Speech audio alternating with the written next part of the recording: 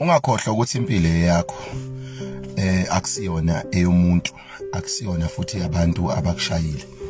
That is why abantu bekushaya bekulimazile ngoba impilo akuyona vele eyabo, but impilo eyakho.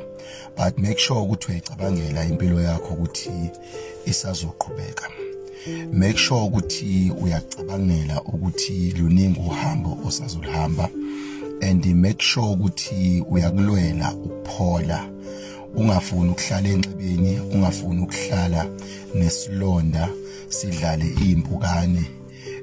Impukane ilabantu laba abakulimazile empilweni, ilabantu abakhethile, ilabantu abazondayo othi mangabe ucabanga ngabo ungakutholi ukuphumula. Bafana neimpukane labo bantu othi mawubona bona uphelelwe injabulo, uphelelwe ukuphila empilweni. Phola nje ukuze impukane ingakwazi ukuthola indawo la izophila khona empilweni. Mawufuna ukuthi abantu abagila nabakwenzile ebuhlungu bangalitholi ithuba lokuthi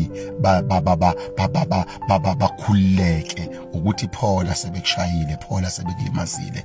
Impilo yakho mfowethu ifana nencwadi. Musukuhlala nokubambelela ephejini elidala, vula iphejini elisha, funda nje ukuvula iphejini elisha empilweni, uqhubekele phambili nempilo ngoba impilo iyaqhubeka, impilo khona la usazophila khona. Incwadi no matter noma kuthiwa yama-page akhona asexebukile, ayisenayo i-cover page, kodwa umfundi wayo akayilahli, uyaqhubeka ayifunde ngoba kunama-page afundekayo, kusenama-page afundekayo.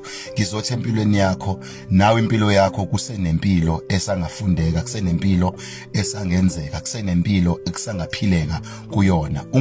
Ungakhathazwa i-cover page yempilo yakho, abantu asebehlephulile bayidestroya. God bless you. Mile njalo yabathwala bakhe.